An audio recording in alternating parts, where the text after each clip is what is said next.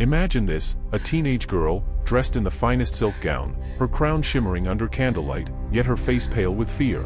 The entire kingdom celebrated her wedding, but as the night approached, she wasn't walking into love. She was walking into terror.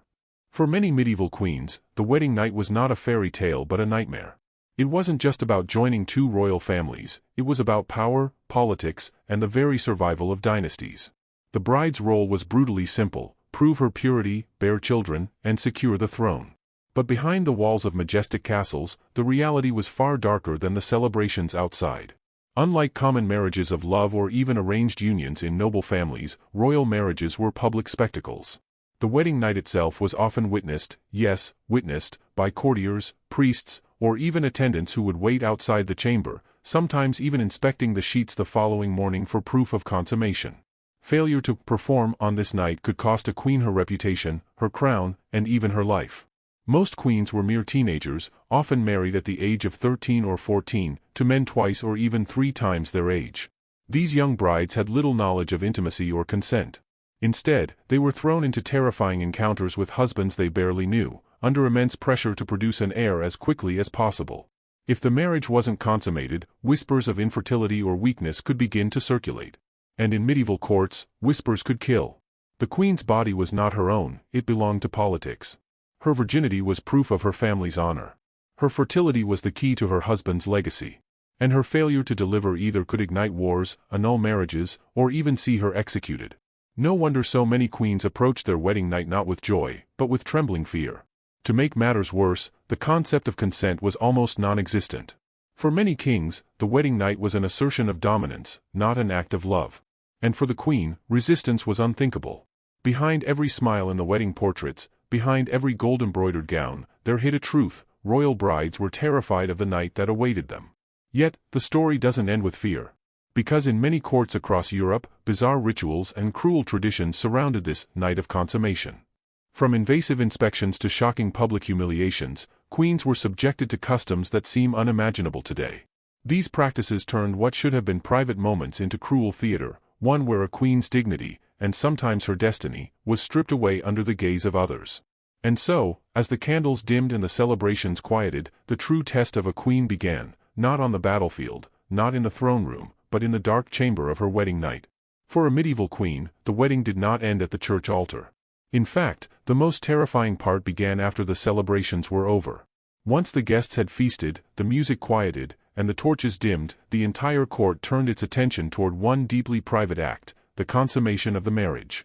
Unlike today, where intimacy is private, medieval Europe often treated the royal wedding night as a public event cloaked in secrecy but enforced through rituals. In France, England, and even Spain, it was common for the king and queen to be escorted to their bedchamber by nobles and priests. They would undress the queen, sometimes in front of witnesses, and prepare her for her husband. For many young brides, often no older than children, this was a moment of profound humiliation. The reason was simple: the union between king and queen was not just personal, it was political. The kingdom needed proof that the marriage had been consummated, because only then could it produce legitimate heirs. Without consummation, the marriage could be annulled, the alliance broken, and the queen shamed as unfit. In some courts, the ritual went even further. Sheets from the wedding bed were checked the next morning for blood, a grotesque and dehumanizing evidence of virginity. If the sheets were clean, suspicion and scandal erupted. Was the queen not a virgin? Was the king impotent? Or worse, was there some hidden betrayal in the marriage contract? These questions could shake entire kingdoms. For the young queens, this was not just embarrassing, it was terrifying. They knew their safety depended on their ability to bleed, conceive, and obey. If anything went wrong, blame almost always fell on them. Stories circulated of brides being sent back to their families in disgrace, their marriages annulled before they could even grow into adulthood. And when the consummation failed, the rituals grew darker. There are records of physicians, priests, and even noblemen being called into chambers to assist or verify the act. In France, there was once a case where the king's impotence was questioned, and witnesses were literally invited into the bedchamber to ensure that the marriage could take place. For the queen, this was no private moment of love, it was a trial by humiliation. Imagine being a 14-year-old girl, surrounded by strangers, expected to submit to a man decades older, while the entire kingdom waited outside for proof of your body's success. The pressure was unbearable. And it's no wonder so many queens trembled at the thought of this night, not just for the pain of the act itself, but for the ritualized invasion of their dignity. This constant scrutiny transformed what should have been the most intimate moment of their lives into a public performance. Every move, every sign of hesitation, could be interpreted as weakness or failure. And in medieval courts, failure was deadly. But humiliation was only the beginning. Because for many queens, the wedding night was not just about submission, it was about danger. Inexperienced, young, and unprepared, their lives and health were at serious risk the moment the doors closed. For a medieval queen, the wedding night was never just about intimacy, it was a matter of statecraft. Entire alliances, treaties, and even wars depended on what happened behind those locked doors. If the marriage was consummated, it meant the alliance was sealed and the queen's position was secure. But if it wasn't, the consequences could be catastrophic. The politics were ruthless. A king could annul his marriage if the union was not fulfilled. And in most cases, the burden of proof fell on the queen. If she did not bleed, if she did not conceive quickly, whispers spread that she was barren. Her entire worth as a queen, as a political investment, could collapse in a single night. Take the case of Anne of Cleves, who married King Henry VIII of England. Their wedding night became infamous because Henry declared that he found her unattractive and claimed he could not consummate the marriage. Whether this was truth or excuse, the result was the same. The marriage was annulled within months, and Anne was humiliated. Though she survived with her life, something many of Henry's wives did not. Her example showed just how fragile a queen's security could be when the politics of the bed failed. In another case, Louis XVI of France and Marie Antoinette spent 7 years before consummating their marriage. Europe watched in horror and gossip. The Austrian alliance, built on Marie Antoinette's body, seemed in jeopardy. Pamphlets circulated mocking the queen, blaming her for the failure, when in reality Louis himself was likely at fault. Still, the whispers nearly destroyed her reputation long before the French Revolution ever did. For queens, the wedding night was less about passion and more about power games. Kings and noble families often used rumors of consummation, or lack thereof, as weapons. A rival could spread gossip that the marriage was invalid, hoping to weaken the queen's position. In the eyes of the court, her womb was not just personal, it was political property. This constant surveillance turned queens into pawns. Even their most private moments were subject to scrutiny and manipulation. A stained sheet could mean the strengthening of a kingdom. A clean sheet could spark international conflict. And no queen ever forgot that her husband's family, the church, and the nobility all had a stake in her performance on that night. The fear was not only humiliation, but betrayal. A queen could be replaced if she failed. Many royal brides knew they were stepping into a marriage that was conditional. If they did not conceive, or if politics demanded it, they could be cast aside for another woman. Their entire future, wealth, and even survival depended on that first act of success. Thus, the wedding night was never truly theirs. It belonged to the state, to the dynasty, to the ambitions of men who saw their bodies as tools of power. And for that reason, queens approached it not as a private union but as a trial of loyalty and survival, one where the wrong outcome could end a dynasty, or their lives. If politics turned a queen's wedding night into a trial, the emotional scars it left behind were often hidden but devastating. Behind the glitter of crowns and the grandeur of palaces, many queens carried deep psychological trauma. They smiled at ceremonies, attended feasts, and waved to their subjects, but inside, they were broken, frightened girls who had been forced into a role they never chose. The wedding night was often the moment when their childhood ended abruptly. A girl of 13 might step into her chamber surrounded by laughter and music, but by morning, she was a wife, expected to be an adult, a mother, and a queen. This sudden shift was brutal, leaving many queens anxious, depressed, or emotionally detached for the rest of their lives. The fear was not only of the physical pain or political consequences but of being trapped. Once married, a queen had no escape. Divorce was nearly impossible, and annulments came only at the cost of disgrace. If she resisted her husband, she risked abuse, imprisonment, or even execution. Her every move was scrutinized, her failures magnified, and her voice silenced. Some queens tried to cope by retreating into religion. Prayer and devotion became their only refuge. They begged for protection, for strength, for sons. Others clung to maternal roles, pouring their emotions into their children when they finally came. But even this comfort was fragile, child mortality was high, and the death of a child often brought renewed pressure and blame. A few queens found ways to harden themselves, transforming trauma into strategy. They learned to mask their fear, to play political games, and to use charm or manipulation as weapons. Figures like Catherine de' Medici or Eleanor of Aquitaine became masters of court intrigue, but their strength was often born from years of humiliation and terror. Their resilience came at a cost, their innocence stolen, their trust shattered. Still, most queens had little chance to heal. The medieval world did not understand trauma. A queen's tears were seen as weakness, her fear as disobedience. She had no counselors, no therapists, no safe space to confess the nightmares that haunted her. Instead, she wore a mask of dignity, while inside she lived with the memory of a night that had scarred her forever. The trauma lingered in small ways too. Some queens refused to speak of their wedding nights, even in private letters. Others left behind cryptic remarks, hints of pain and sorrow that historians still struggle to decode. Their silence spoke volumes. This was a wound that could never truly be shared. For every story of a queen who triumphed, there were countless others who endured in silence, their suffering erased by history books that cared only for kings, wars, and dynasties.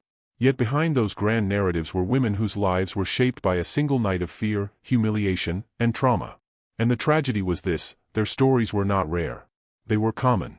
The very institution of royalty was built on the quiet suffering of its queens. In the medieval world, a queen's wedding night was more than just a personal ordeal, it could change the course of history. The success or failure of that night determined alliances, sparked wars, and sometimes decided the fate of entire kingdoms. A single queen's ability, or inability, to conceive could stabilize or shatter dynasties. If she bore a healthy son, the lineage was secure. But if she failed, or if rumors spread that her marriage had not been consummated, kingdoms plunged into crisis. The weight of nations rested on the fragile shoulders of young brides, making the wedding night a political event disguised as a private one. Consider Catherine of Aragon, the first wife of Henry VIII of England. Her wedding night became a political weapon used against her years later. After her first husband, Prince Arthur, died, she married Henry. But when Henry sought to annul their marriage decades later, he claimed their union was invalid because she had first been Arthur's wife. The question of whether Catherine and Arthur had consummated their marriage became a national scandal. Courts, priests, and scholars debated what had happened on that private night. The result? England broke from the Catholic Church, and history was changed forever. Another striking example comes from Scotland, where Mary, Queen of Scots, faced endless political turmoil partly due to suspicions surrounding her marriages. Her second marriage to Lord Darnley quickly descended into violence and betrayal. The failure of that union, compounded by rumors of impotence and infidelity, destabilized her reign and contributed to civil war. What began as a wedding night meant to secure Scotland's throne instead became the starting point of chaos that eventually led to Mary's imprisonment and execution. In France, the marriage of Louis XVI and Marie Antoinette illustrates how even delays in consummation could shake international politics. For 7 years, the young couple failed to fulfill their marital duty. European courts mocked them, and pamphlets ridiculed Marie as barren or frigid. The delay weakened France's alliance with Austria, fueling distrust and gossip that eroded the Queen's reputation. By the time of the Revolution, her image was already tarnished by whispers that began in her bedroom. These cases show how the wedding night of a queen could ripple outward, shaping alliances and even sparking wars. One intimate act, or its absence, was enough to change religious landscapes, topple monarchs, or ignite revolutions. But perhaps the cruelest part was this: queens rarely had control.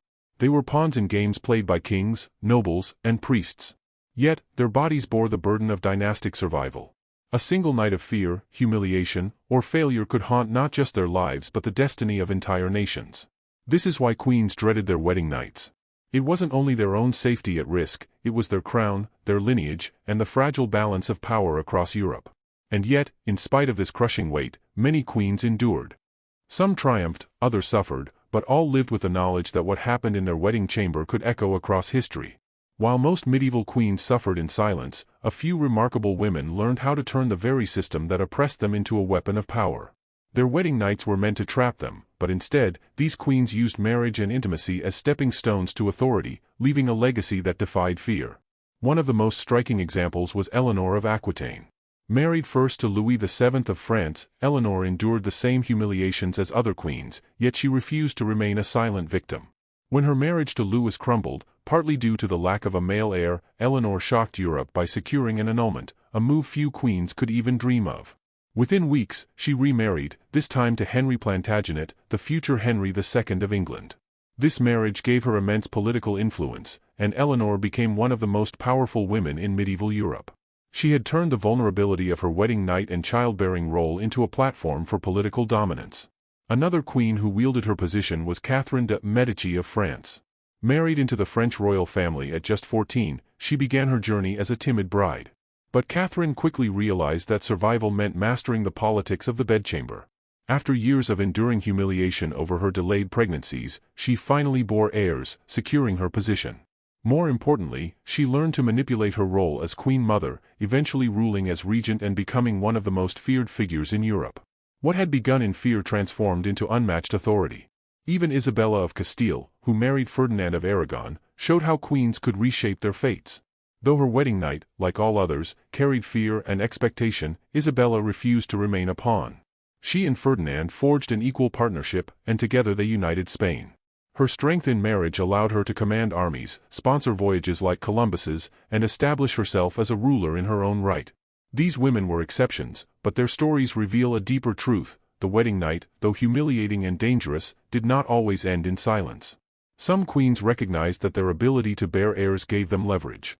Others discovered that the intimacy demanded of them could become a bargaining chip in negotiations, a way to secure loyalty or manipulate power-hungry husbands.